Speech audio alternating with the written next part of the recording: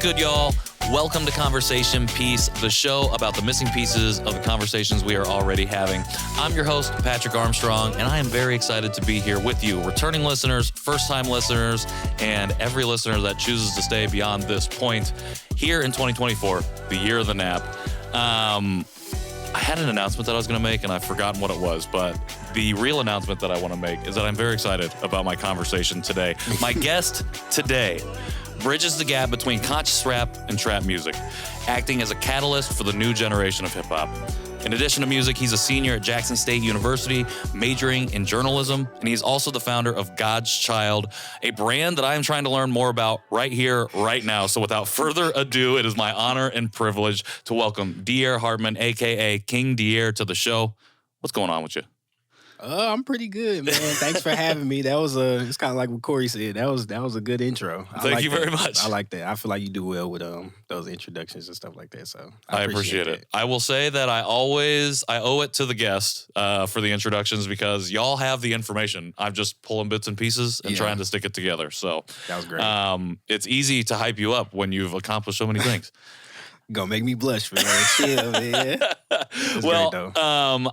I just want to start off by saying thank you because we have been trying to sit down for a little over 2 months now. Yeah. I think right after our conversation with Corey, we connected. For sure. Because he name dropped you and talked about the farthest. Shout out to Corey. I call him Rondo, man. Rondo, that's the assist right there. Yes, man. He's good at that.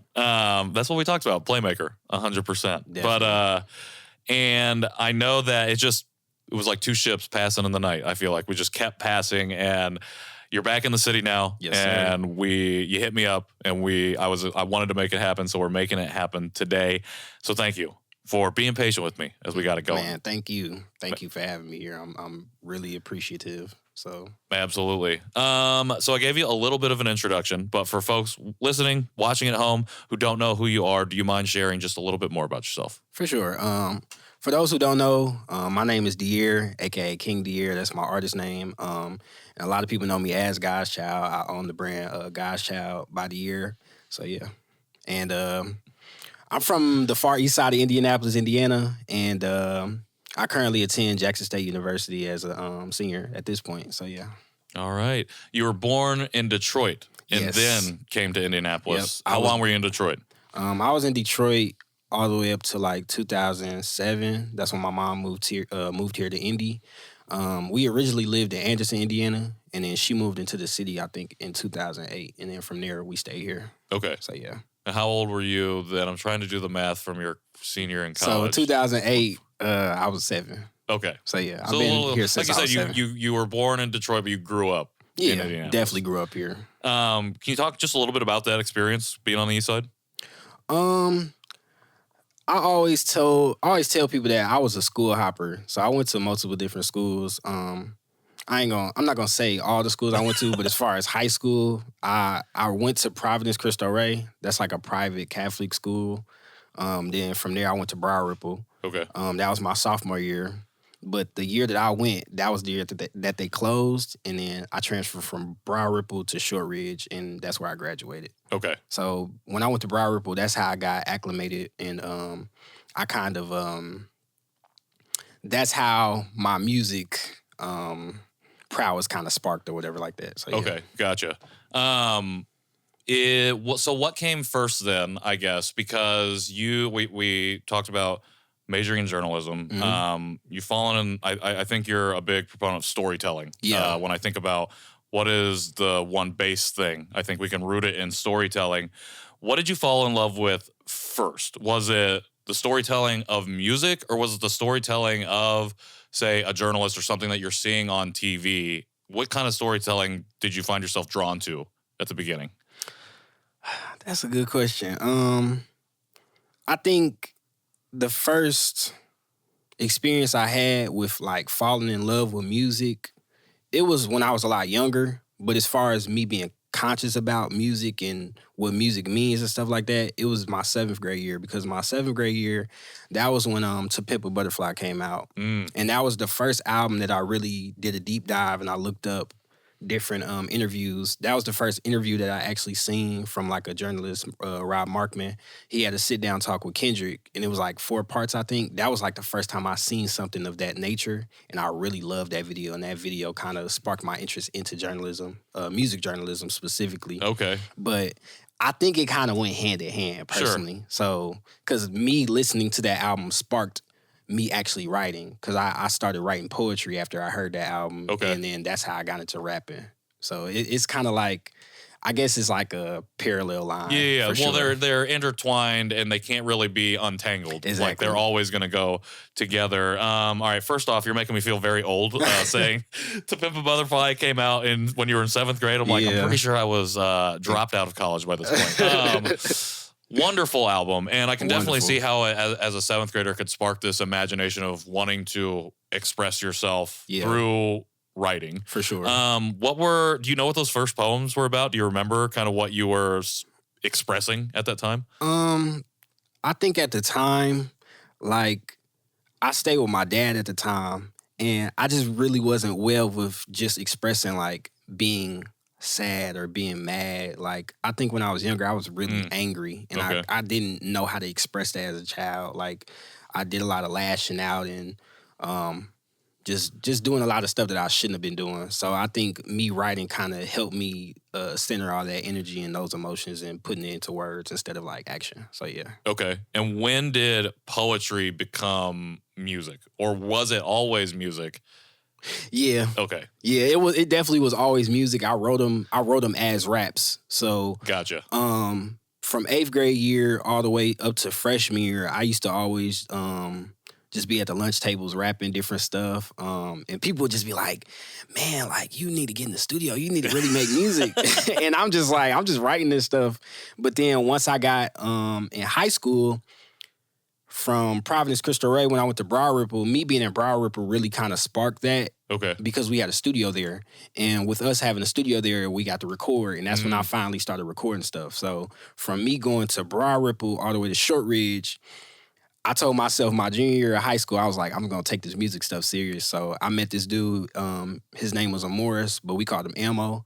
I recorded my first song, and he was kind of like my go-to engineer.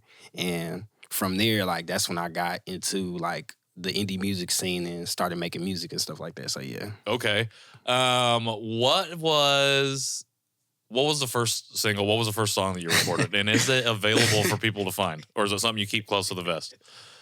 I don't mind if people hear it, but it definitely isn't like the first thing I show people. But ironically, the first song that I made was called Kxng Dierre. Okay. It's on SoundCloud. I made that in like, I think I released it like August of 2018 or 2019, and that was like the first song I made. It's not terrible, but it's definitely not something I'm just gonna be like, yeah, go ahead. I mean, if you came out with your best song first, then you're only going down. Oh, so yeah, for sure. That makes sense. For sure. It's you could a good tell place though, like you could tell I had like glimpse of what was to come. Sure. Because listening to it now, like I'm like, yeah, I see where I was going with what I was making. So I'm not embarrassed by it. It's just funny because it's just like, it was just not my best at all. Yeah. Well, especially being in this time of like, not only accelerated time, but elongated time because of the pandemic. For like, sure. It makes that 5-year gap between 2018 and 2023, 6 years, 2024, seem like a lot longer than it was. So it is interesting to think about even just a grip of time back. For sure. About,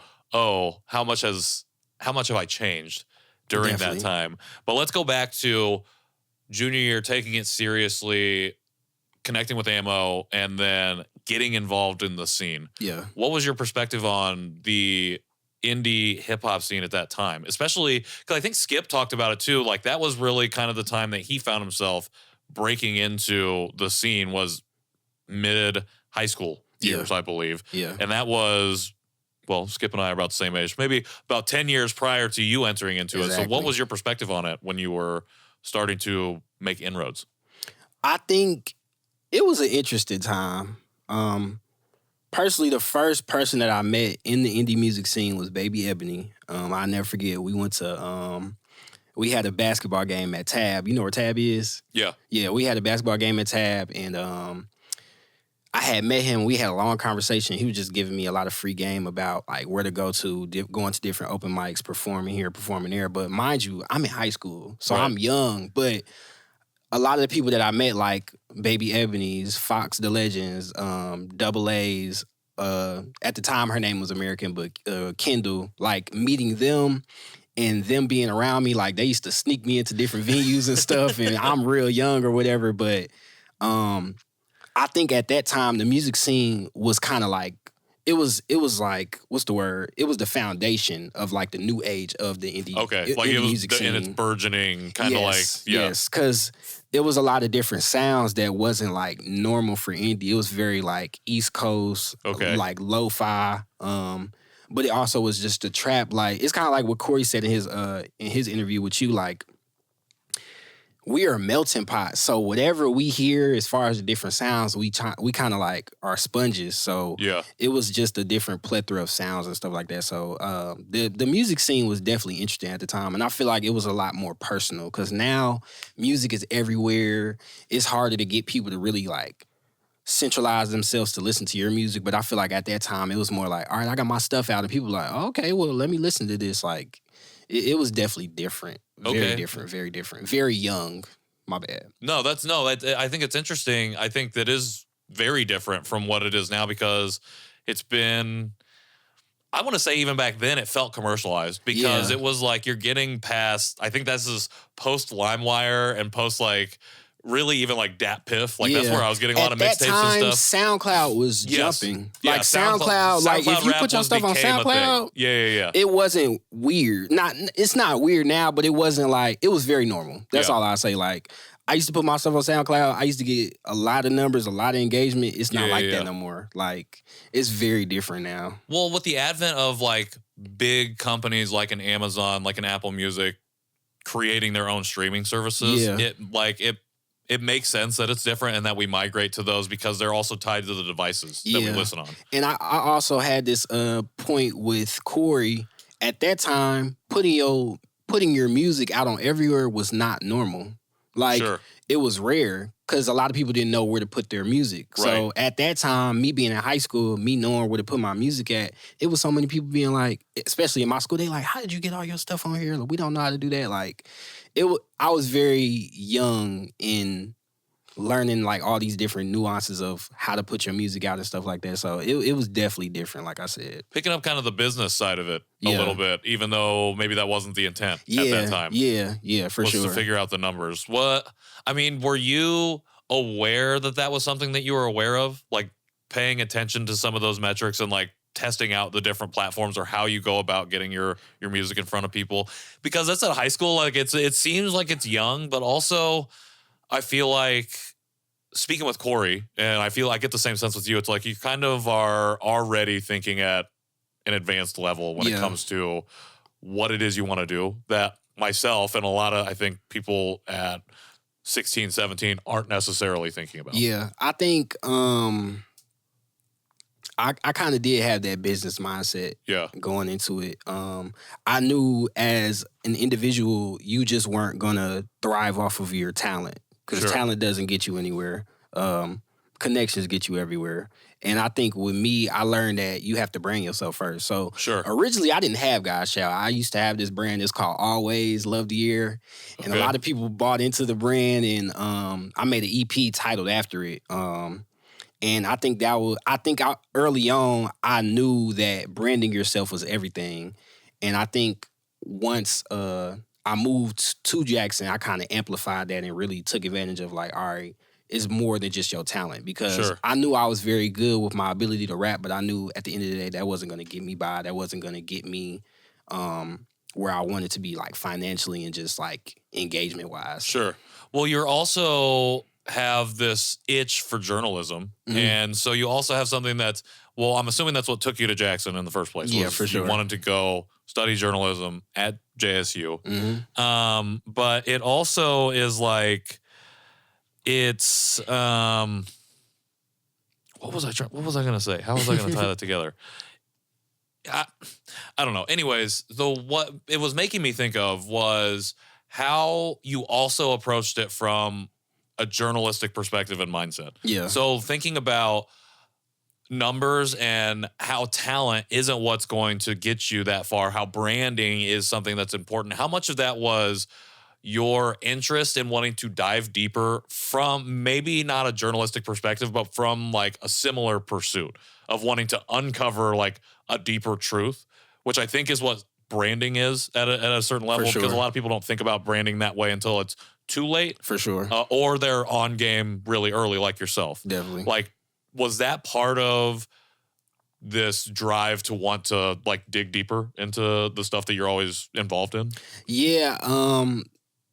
So like when I made my brand God's Child, I made it based on me experiencing what I experienced my freshman year of college. Like Okay. a lot of people didn't know at the time. A lot of people knew about the stuff that was happening in Houston as far as what was it called? I think they had I don't remember if it was a flood or something like that. It was in like 2021, but basically, when they was experiencing what they experienced, we suffered a severe snowstorm. Okay. And it froze over the pipes that was there, and a lot of us had to go to different hotels and use porta potties and portable showers, and experiencing that, me overcoming those situations and those circumstances, especially with me trying to leave from my city and experience something new. Yeah. Like, it took a toll on me, but I got through it. But me getting through it gave me just the moniker of, saying I'm God's child. Because there's no other way I could have got through that. So I knew that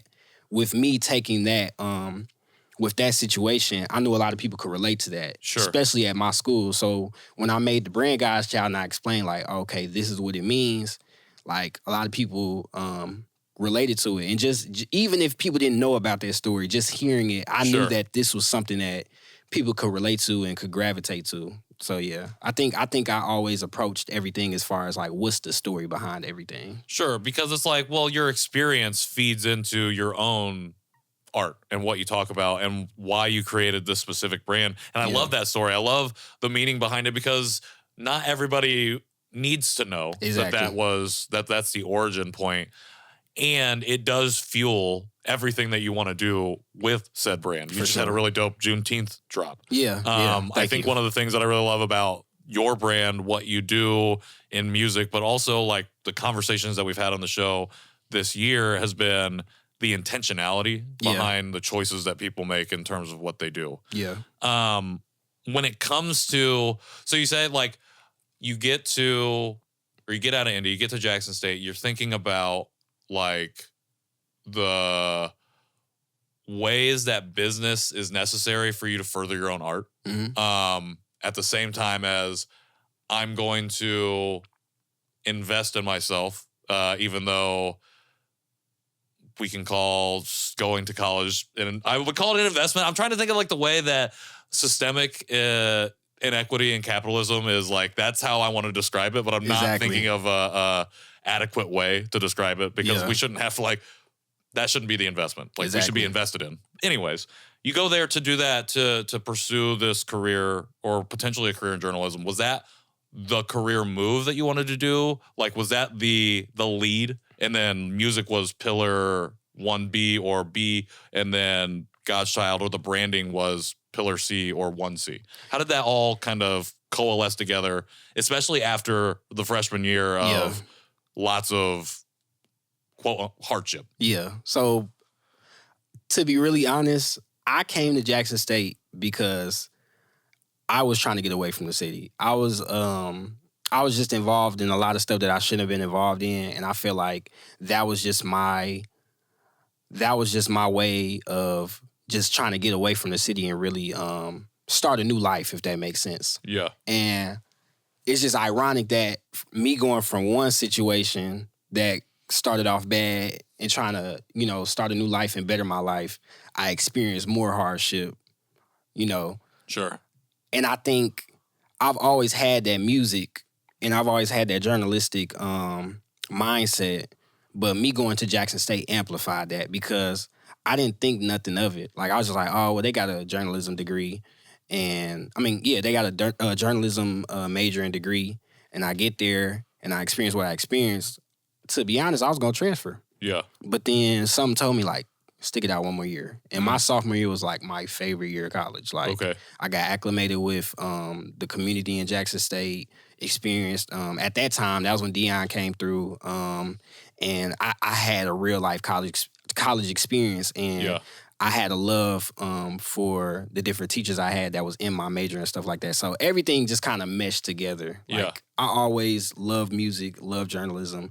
Me going to school kind of just amplified that and just made it 10 times better. So yeah. So how do you balance those multiple lanes that you find yourself in? I think it's because it's like, I think when I dropped out of school, and I'm thinking about like how overwhelmed I felt trying to do all the different things that I felt I had my hands in. Yeah. And so from the outside, it's like I'm seeing you succeed and thrive in the different avenues you find yourself in, and I'm just interested, like what's the balance there? People ask me that all the time. I honestly don't know. Sure. Like I think one thing I've learned is that I used to cram everything. Like I used to be like, I got to drop every month. I got to make this at this time. I think what I do now is I just take my time and try to make one solid project. It's like what you said with intentionality. Like I try to be intentional with everything I do. So if I'm with Juneteenth, I had Juneteenth planned out in fall of last year. Okay. I knew I was going to do a Juneteenth drop. I was like, all right, let me plan this out. And then I think 2 months prior from now, I made a mock-up. I was like, okay, this is what it's going to be. This is what it's going to be. This is how I'm going to do a rollout. So everything is thought out and planned out. I just space out everything now because it's not about having consecutive things back to back. It's more or less like, what is the intention behind this? How are you selling it to the people?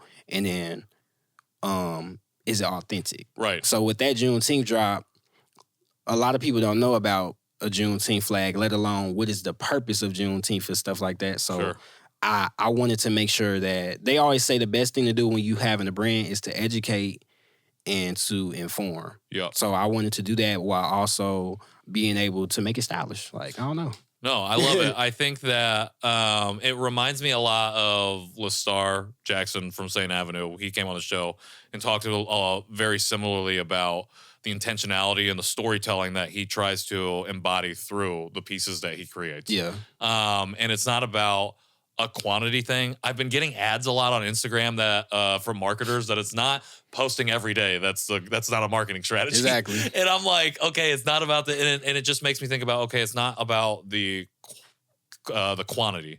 It's really about the quality. And can you reach that level of authenticity that creates resonance for people to come back? Because and another thing this made me think about is like a vanity metric of like followers for Instagram. And I look at other people who operate in a similar space that I do, or even other places. And I see there are like 4x the number of followers, different types of like engagement. But when you go and look at some of the other actual numbers below that, it feels really inorganic in a way that feels inauthentic. Exactly. And it's not maybe any specific shade towards any specific people operating in a space. Of course not. Because for a lot of people, they might not have control over that. Exactly. However, float your boat. However, like for me, as somebody who utilizes that space to generate community and find and build community, it's like I want to reach that level of authenticity. And so it always interests me to hear how people try and find a balance between all of the different things they do, because it means that I like to know how you reach that level of authenticity on all the different levels that you're operating. I think with me going to a HBCU, that kind of sparked that authenticity. Hold up, I think I got to sneeze. You good? Okay, I'm good. If I felt it coming, my bad. But with me going to a HBCU, specifically Jackson State, I am in Jackson, Mississippi. Jackson, Mississippi is the highest population of African Americans in the country, but it is also the poorest. Yeah. So with me understanding the dynamics and seeing all the stuff that they go through, them not having good water, poor infrastructure, their own governor taking money from these people, I have an understanding that community is everything. Yep. And the fact that they deal with that and they still manage to go to work every day, manage to keep their kids in school and still have a strong sense of pride in where they from and their culture, that kind of sparked my my interest in just doing everything with intention. I'll never Yeah. forget. It was a girl. I forgot her name. I'm mad I forgot her name. I'll never forget. I was at a party, and she was like, "I really like your brand." I was like, "Thank you." And she was just like, "But one thing I really wish you would do." It's like, yeah, you could do a color, you could do this, you can make this look nice, but I feel like you should do it with more intention. Mm. And when she said that to me, it stuck with me. Yeah. Like, I'll never forget her telling me that. She probably didn't even think nothing of that, Sure. but like that really stuck with me. So I said from that point forward, I would do everything with pure intention. And like, I said I'd never just do a random drop no more. Like, I have to do everything with attention now. So, I like that she felt comfortable enough to share that with you in that moment. And it probably was a mixture of like alcohol. Sure. But it's not like, it was worth realizing it how though. it catalyzed you to then be intentional in all of that. Speaking of intention, was it intentional to go to Jackson State specifically? Or was it always like, I just want to go to an HBCU that has a journalism option? Well, to be honest, I knew I wanted to go to an HBCU because I wasn't a dumb kid in school. I had very good grades, and I was lucky enough to have a scholarship, the 21st Century Scholarship. Yep. That would allow me to go to any PWI for a ride, but I didn't want to go to a PWI personally. Sure. I wanted to be with my people, but my thing is, a lot of the HBCUs that are promoted near Indianapolis, I didn't want to go to. Sure. They promote Central, TSU, and Kentucky State. I didn't want to go to none of those places because that was still too familiar and too many people from here went there. So I was just like, let me go to somewhere where it's not a lot of people where I'm from, so where I really have a clean slate and I'm really acclimating myself with a bunch of different people from different places and stuff like that. So, because I feel like the common misconception is, oh, well, if you go to an HBCU, you're not going to be acclimated with the real world. Sure. Do you know it's so many different, like, dynamics of African Americans? Right. Like, like me going to a HBCU really, I already knew that, but I really saw how different and vast it is. There's so many different dynamics and like cultures of Blackness that people don't really talk about, in my opinion. Well, we love as a country and a society to generalize. Of course. And so, like, when everybody's Asian, like everybody's East Asian, most likely Chinese, maybe Japanese or Korean. Right. But then that gets rid of the 47 other countries and ethnicities that make up that continent. Exactly. Not even speaking about the intersectional, like, other identities or cultures or faiths that go along with it. And I think it's just like, it's easy we just want to find the easy way out. But it's more incredible and more beautiful to be able to look at and see those differences. Yeah. It's cool that you're able to immerse yourself in that. Yeah. And I like the decision to go further. Yeah. Because I think it's, again, the easy decision to stay closer, to go to Kentucky State, just be right over the border. You know, you can just come home when you need. But it does take a little bit of fortitude and courage to want to take that leap and immerse yourself in that way. And let me be clear. I am not mad at Black folks for going to PWIs. I don't want any rage bait, any engagement as far as that. I'm gonna make that clear. If you a Black grad, I salute you. I just don't like that narrative. That's all. Yeah. Everybody's got their own path that they're on. For sure. And the path that you're on is the one for you. And that's all good with us. For sure. Something that you got to do at Jackson State was be part of NPR's Next Generation Radio. For sure, yes. Can you talk a little bit about that experience? And then I have just a couple questions about some of the stuff that you work on. So, with me being a part of the journalism department at Jackson State, they have their own personal page, and they had a flyer for the NPR internship program or whatever. Yeah. And it was interesting because I didn't think nothing of it, but I was like, let me apply. So I applied for it. I got in, and basically it was a one week program, and essentially they had like a theme to what they wanted. So the theme was, what is home? And you basically had to pick somebody that you didn't know and do a story about what does home mean to them. Now, me being in Jackson, I am around and I know a lot of different creatives. So I wanted to interview my homegirl, Monica. Her name Monica Hill, and she does like mixed media like art. And I knew that me me choosing her would be a great story because she's just real bubbly and she does really great work, and she's had different work and pieces in different museums and stuff like that. So I felt like I wanted to tell her story because a lot of people in Mississippi itself don't have that platform to tell their story and how they get into art and stuff like that. Because I feel like to be creative in such a impoverished like city, beyond just impoverished, but just to go through what they go through every day, like it's amazing that they still find a way to make that into art. So I wanted her to basically dive into what that meant for her. I don't know if I answered your question. No, you did for sure. Okay. And we're going to link to the work that you did so people can take a look at it and take a look at Monica's story. Definitely people should check that out.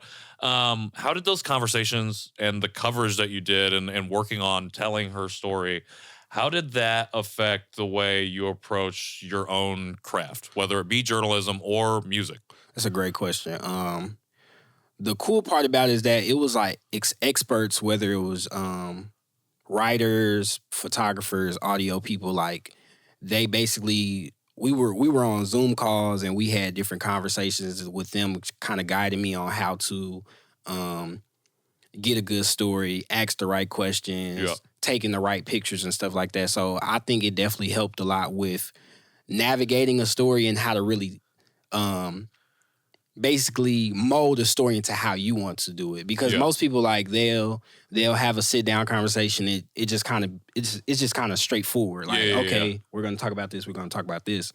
When I did this program, it was like, all right, you're gonna ask these questions and everything she answers, you're gonna piece them together and make it make sense. And I have never done that before. Like, I was literally like, it was just very very different, but it was very helpful in my journalism, specifically just because, all right, now I know how to tell a story in a different way that I normally tell it. But as far as music, I think it kind of helped with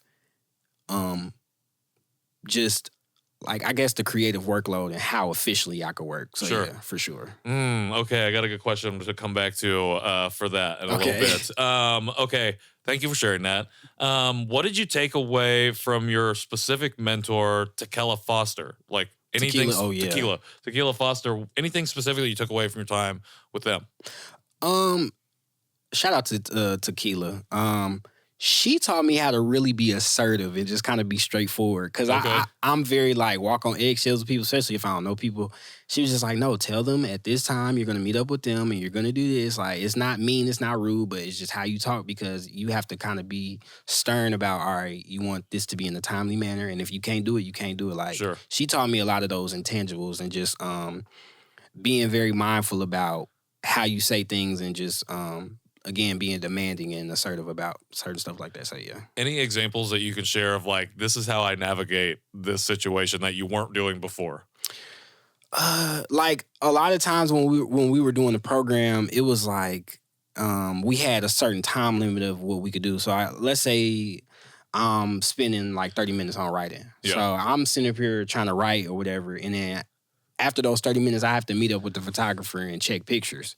So I'm almost at the end of my writing and it's still nowhere near done. So she's like, well, since you're nowhere near done, you need to tell the photographer, we can worry about those pictures later. Tell her we'll meet up at 4 p.m. and mine just like 12. Like, we can meet up with her later. It's not a priority. So I guess it really taught me about prioritizing what needs to be done, and then also like just being assertive without feeling like it's mean. You know what I'm saying? That's a lot of transferable skill, especially to music on the business side of it. It's like, how do I go and get this money for this work that I just did, without alienating all the people that are going to be able to cut me that check? Exactly. Thank you for sharing that too. I think it's I had heard of Next Generation Radio, but I didn't know a lot about the program, and just kind of following a little bit of your journey with it has been really insightful. Really, really good people. Yeah, and I love that they do stuff like that, because I think I went to Ball State for one semester, and I majored in journalism because I didn't know what I wanted to do. Yeah. And I just felt like it was, to be honest, old and white.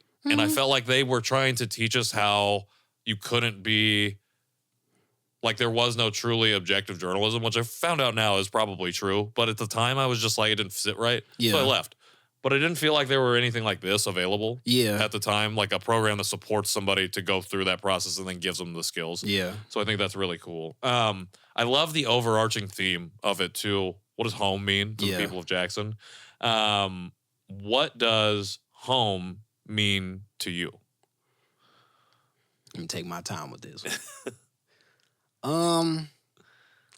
I think it's interesting. I'm not like most people. I always look at my journey in my life kind of like a mutt.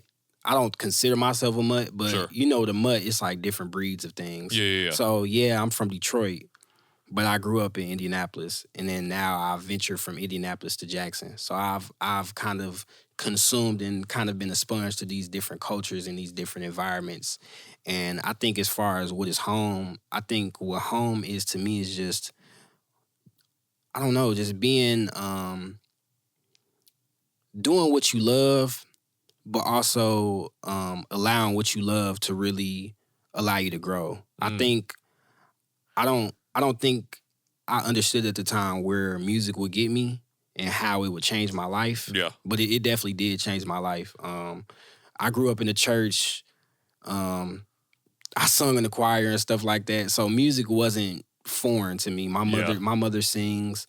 My not my great grandfather, but my grandfather, he was a singer in Detroit. My great grandmother, she was a background singer. She was supposed to go on tour with Ray Charles. God rest her soul. So music is not foreign. But I think one thing that I've learned is that it really is something that I love to use as a way of expression. Like, I'm not the loudest person. I'm very like, I'm not somebody that isn't afraid of confrontation and stuff like that. But when I make music, that's just a different level of like, all right, this is how I really feel. And I really pride myself on trying to express how I feel in poetic form, but also just sonically too. So yeah. Yeah. Well, I think that's the beautiful thing about music is there's so many different ways to do that. And listening to your music, I feel like you've definitely achieved that. And also, I feel like that was a really beautiful answer.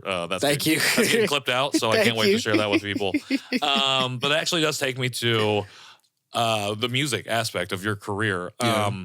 You went to Jackson. You are working on journalism. I think you were working on a little bit of music during the time. I believe I saw some singles that were coming out, but you've also talked about needing to take a break. Yeah. And I believe that was when you were in the Next Generation Radio program. Was that the hiatus that you found yourself in? The hiatus was when I went to Jackson State. Okay, so that started the hiatus. That started the hiatus. Okay, gotcha. But ironically, with that hiatus, me getting to Jackson State, one thing I learned about college is that the purpose of college really is to kind of groom you into the very things that you are trying to pursue. So yes, I was pursuing journalism, but I didn't think nothing of the music I was making. Sure. But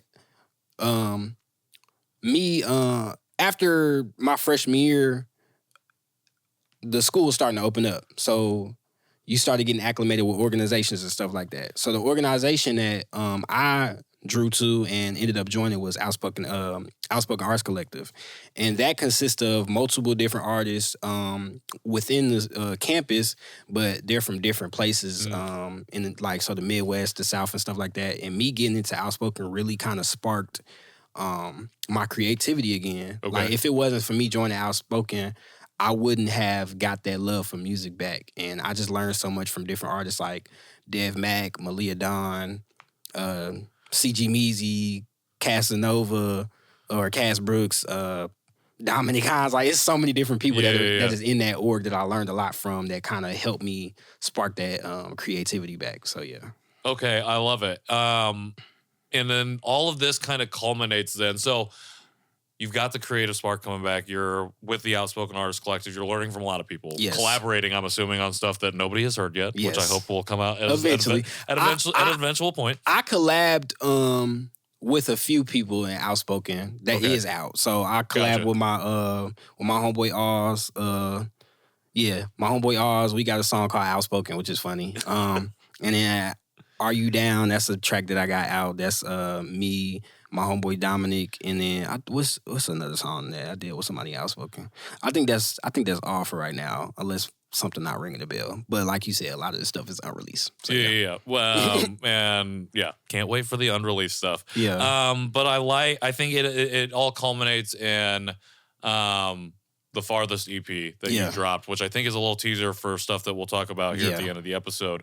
But so Kxng Baby, first off, banger, love that track. Thank you. What I want to ask you about though is related now back to the brand. So when you started God's Child, you dropped a single called God's Child. Yeah. And then on the Farthest, you have revisited this song as an acoustic, which I actually like this version more than the original. A lot of people do. I think it bites more. I think you on the track bite more than on the original, because I think the production is like, it's all so mixed well together, like you can't separate them. Yeah. Shout out to Rye. Is there a special significance to the acoustic version, and the reason that you want to include that? Because obviously the song is your brand, and I like that there are multiple iterations of the song. Yeah. Do they hold, or is there a special significance to having multiple iterations? Another fun fact, when I made God's Child, like, not the song, but the brand, originally God's Child was supposed to be an album. Okay. I was going to name that an album, but I was like, nah, I'm going to make it a brand. So I ended up making it a brand, but then I always had that single because I wrote God's Child like my freshman year of college. Okay. And then it was perfect because the song God's Child was a reflection of what I went through in my freshman year, because I was like calling my mama. Calling my mama, we out of water every day. Calling my father. Yeah. He told me all is going to be straight. You God's Child. Like, I was talking about my freshman year. So the significance is still the same. Yeah. I just made an acoustic version because I had planned on like doing something with that, but we just ended up just making an acoustic version. So it's not like a significance in it's just different sounds. Yeah. Well, you never know, because sometimes there's layers in musicians. I know we talked about like we don't always have to be mysterious. I think that was before we got on mic, but it's just like sometimes some of that there's like that version came out first, like when in the studio, and it's like, okay, this like is tied to this specific memory. So I appreciate you sharing that. For sure. So now, speaking of then this music, we mentioned Corey a few times. Shout out to Corey. But you are part of that collective Slumbaby family. Shout out to SBF. Yes, sir. How did you first get connected with them, and then how did you all get connected, and how you get hooked up? It's funny because the first time that I seen Corey, I think the first time I seen Corey, he had this song called PDT. And it was funny to me because, like, I know a lot of people from the East Side, but I've never seen someone make like a music video over there on Mason, over there by Mesa Gardens. Because 42nd and Post is not far from where I grew up. I grew up on 38th and Post, so it's literally a block away. And when I seen that, I was like, "Who is this rapping over there in Mesa Gardens?" It was rapping in the laundry room and stuff like that. It was just crazy to me because beyond just like who was doing it, it was like I've never heard somebody from that part of town rap the way he did. You know what I'm saying? Yes. So like we got acclimated. I reached out to him. I'm like, I like your work and stuff like that. He hit me back. He was like, I like your work too. And then I think as time went on, he had eventually reached out to me and was like, man, I want you to join the collective. Hey. It's funny because at first I didn't want to. I was like, nah, like, I don't know. Like but he kept tugging at me. He's like, come on, man. I think it'd be dope. Whoop-de-whoop. Because at the time he had a lot of different artists that was in the collective that aren't in there no more. But he just kept tugging at me. And I was like, yeah, I'll join. Yeah. And then, but instead of just like being like, oh, you just join and then be that, like he actually introduced me to everybody that was in there. And, like, it really is a family. Like, we're not just a bunch of people that just make music and do stuff together and just tolerate each other. Like, these people I actually hang out with like eat food with, met my family and stuff like that. It's really like a It's family. not just like an IG mutual like, following. Like these people I call like when I need help, need something like for real. Like true community. Literally. Family, like you said. Literally. 100%. Well, the reason I asked is because we have a recurring segment on the show called Give Them Their Flowers, where our guests shout out one person or one thing or somebody that they want to give their flowers to. Had to shout out the SBF, but is there anybody specific that you'd love to give flowers to today? Yeah, man. Yeah, definitely shout out to SBF. Shout out to Corey, Macalades, Fife, Dez. Like, if it wasn't for them, like, my music creativity wouldn't have been where it is now, and I really do appreciate them. Probably more than they probably know. Definitely shout out to Outspoken Arts Collective. Everybody that I've had a relationship with in there, like Dev, he's my mentor, Dev, Malia, Nick, Meech, like everybody at Outspoken. Like, shout out to y'all. And shout out to Jackson State in general. If it wasn't for me going to Jackson State, my life would be a lot different. Going to Jackson State really changed my life. And then lastly, like, just shout out to my immediate family, like my moms, my dad, my big sisters, and my little siblings. Like, I really am appreciative of just all that we've went through and just how we've overcome all that. So yeah, for sure. Those are my flowers. It's probably more people, but yeah. Beautiful. Shout out to everybody that you just named. We'll get flowers to as many people as possible. Shout out to Madeline for being an incredible sponsor. But yeah, I appreciate that. Family, community, it means a lot. Elevate your next event. Visit friedasflowersindy.com to learn more. These flowers are beautiful, by the way. Thank you. Yeah, she does a great job. Dierre, I got a few more questions for you before I let you go. I want to be respectful of your time, but I've really appreciated everything that you shared so far, getting to learn more about your story and some of the whys of why you do. I love these questions. These are really good questions. Thank you very much. I appreciate that. But what I want to step into now is tapping into your perspective your unique perspective as artist, journalist, and then just student / community member / just human being. Yeah. On two specific cultural touchstones that have happened in the past 5 years. Yeah. The first one is very specific to you at Jackson State. You mentioned it. You were there when Coach Prime, Deion Sanders came through. Yes.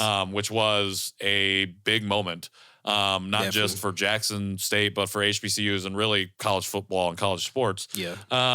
What was that experience like for you from those perspectives, and particularly as a student experiencing it as it was happening?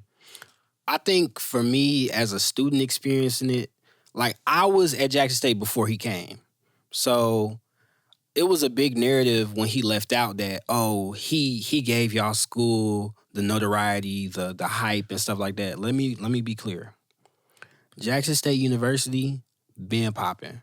Let's not forget, Drake performed at our halftime show when he was doing Take Care. And that was probably one of the biggest moments ever. So, like, there's always this ongoing narrative that he gave our school more credit, but I will not discredit what he's done for our school. Sure. Let me make that clear. We had a very good football team. We went undefeated.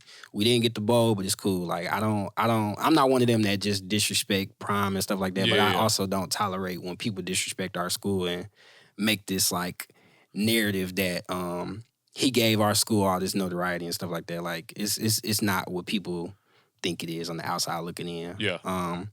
But speaking to what you were saying, like, what it was like, it was fun, man. Like I said, my sophomore year, that was my favorite. That was my favorite year of college because it was just so, like, it was just fun being acclimated with just a lot of different people and just the culture. Like, going, like, I don't know when, but just at a certain point in your life, just come to a Jackson State game. All right. Like, it's not like any other game. Like, the Sonic Boom. Shout out to the Sonic Boom of the South, man. Like, that is some of the best, like, that is the best band in the world. I don't care what nobody say. Okay. And they got to perform at the Rose Bowl. So, shout out to the Rose Bowl. Yeah, man, like, that was an experience like no other. It definitely put our school...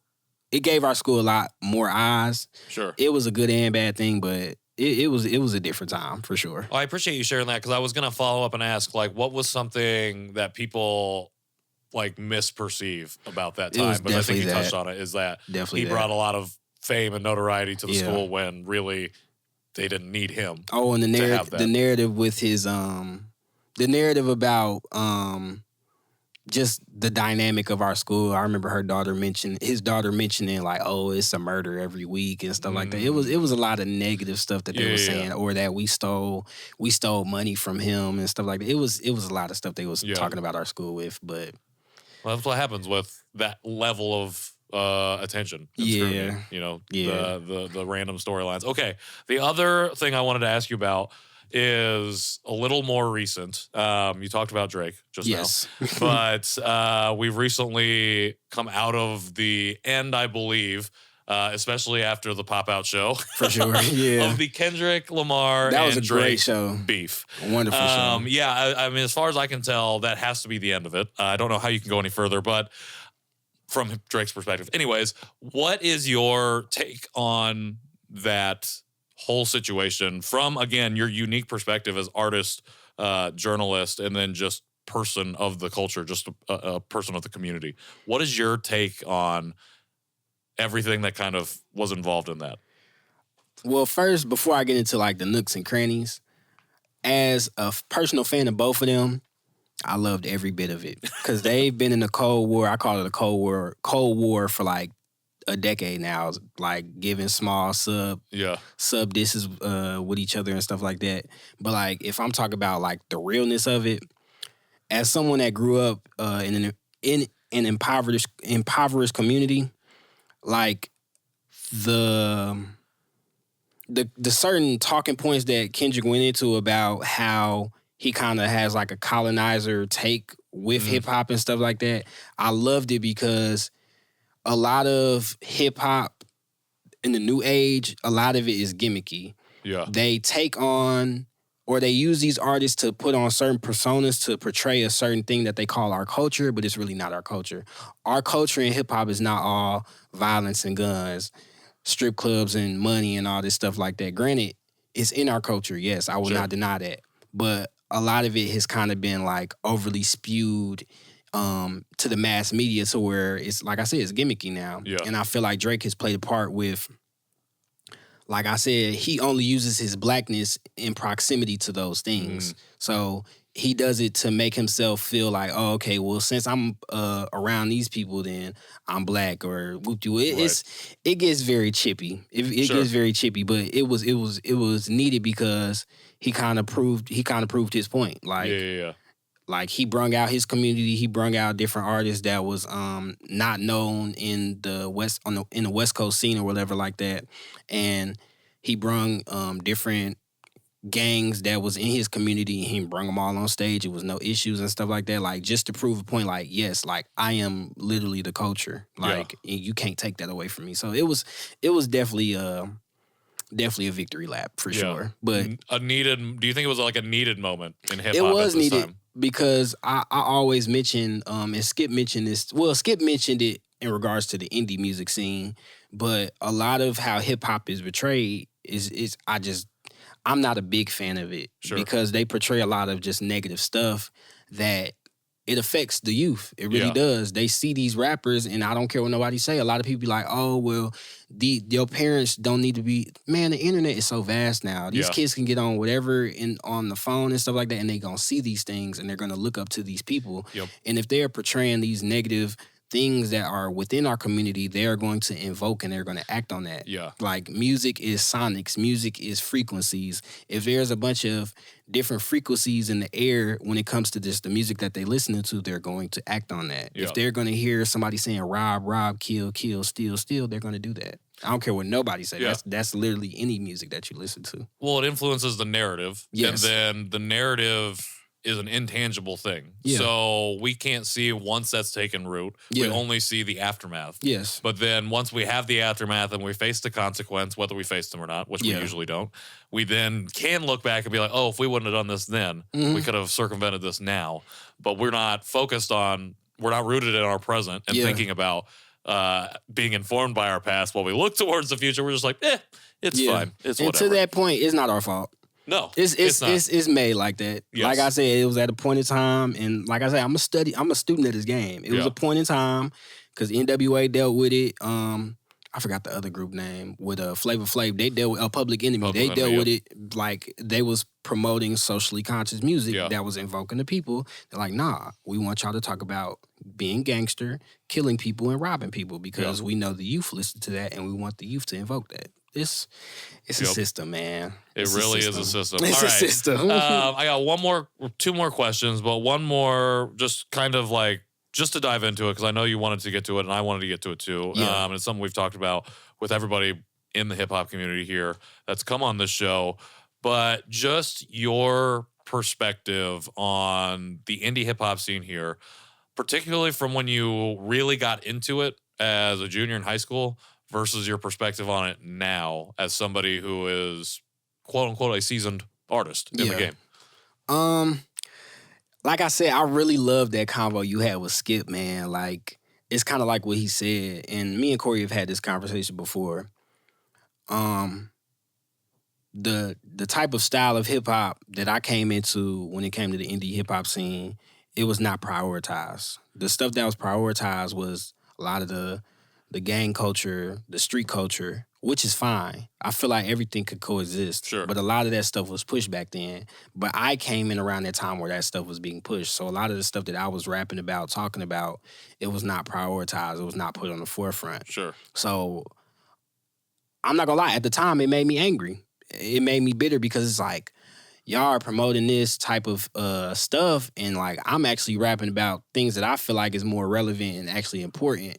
But this is being prioritized. Granted, I've learned to mature and not take a bitter perspective on it because at the end of the day, and I feel like Corey taught me that like these things can coexist and it is now coexisting. That's the culture now. The culture now is like, all right, every type of music that y'all want to do, it has a place. It has a time and place. You can go to Square Cat and perform your song. It might be some punk rock type of rap, or it can be some street type of rap, or it could be some boom bap type of rap. Like everything coexists now, and it's not as like, all right, this is what we're pushing now. Yeah. Like it's not like that no more. Anything that you'd bring from your experience in Jackson to the experience that you see here in Indy from a hip hop perspective? One thing I learned, and I feel like at the time I was very ignorant of, like Mississippi is home to a lot of different sounds and sonics, specifically the blues. Like that's where the blues came from. It came from Mississippi. And I think a lot of that sound reflects in the artists that are there. And there's like a grittiness to it. And I think that is probably what I'm trying to bring more into with my music and stuff like that. And I feel like it meshes well just with how I grew up here in the city. Like living in the inner city is rough, and I feel like that mesh of just the grittiness, but also that jazz that comes with being down south, it meshes very well. And I'm just trying to find a balance with it. So yeah. Well, I'm excited to hear what comes of that. Kxng Dierre, I appreciate you sitting down and sharing so much. I feel like we got into some things I didn't know we were going to get into, and I'm like, oh, there's some other stuff that I would love to cover, but we are over an hour, so I'm going to give you as much of your time back as we can. As we close it out here, one, thank you so much for everything that you shared. Two, I know we talked before we got on mic that you have a project coming out. Yes, sir. Tell us about the project. And three, how do we find it? How do we find you? How do we support you once we get out of the interview? Got you. So as far as where to find all my stuff, you can find all my stuff at Kxng Dierre. That's Kxng Dierre. And as far as the project that I'm working on, I'm currently working on the project. It's called Dirty Dirty. Essentially, in short, it's supposed to be like my ode to the South. That's the nickname for Mississippi, but specifically the South is the Dirty Dirty. And I basically want to reflect just my time being in Jackson, and I want to show that musically, like all the stuff that I've experienced and all the different sounds that I've been acclimated with and stuff like that. So yeah. All right, I'm excited for that. When can we expect this project? Can we put a date on it? I'm trying to aim for November. I'm trying to aim for November. So expect it in around November. Yeah, I'm a fourth quarter artist. I love the fourth quarter and maybe the first quarter. I'm not a summer. I can do fall, but I like that fourth quarter. I like it when it's snowing and it's cold. Okay. Because you got to sit in your house and you got to sit in your room in your car and listen to the music. I like it. Starter and finisher of the game. Yes. I'm here for it. Dierre, I can't thank you enough for coming on here. There is so much more that I want to talk to you about. We're definitely going to do a 2.0 in the future. For sure. Whenever I can catch you coming back through town. But You'll thank catch you me. for making this time. Thank you. I appreciate it. Absolutely. For everybody else, episodes of the show drop every Tuesday, wherever you get your podcast, and on YouTube. Follow us on Instagram at ConversationPodPeace.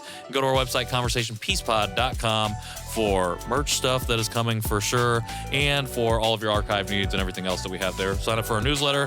And we have a lot of really cool stuff coming up. Make sure you check that out because we have giveaways coming. That's right. We have giveaways coming in August. Make sure you're ready for that. Last but not least, shout out to Mike Lee on the cameras, Popular Rapture and John Overton on the boards, Kxng Dierre on the mic as my guest, and Frida's Flowers for this amazing set piece. I guess I'll shout myself out as the host because I have been Patrick Armstrong during this time, and this has been Conversation Piece. And when all of that stuff happens, we will see you then.